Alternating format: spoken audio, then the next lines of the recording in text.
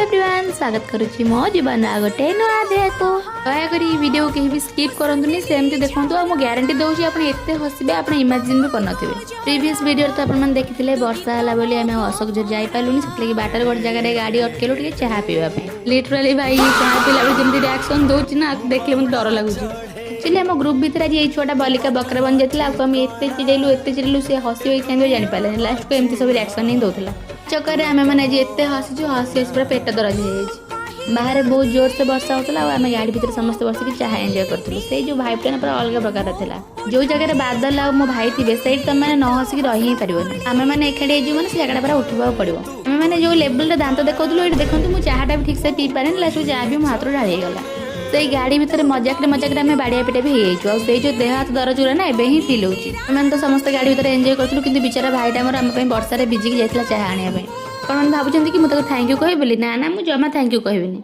मैंने तो जहाँ होलु भाई गाड़ी भीतर आसला सी आमको एत जोर से हसैला पूरा लेवल बाहर हस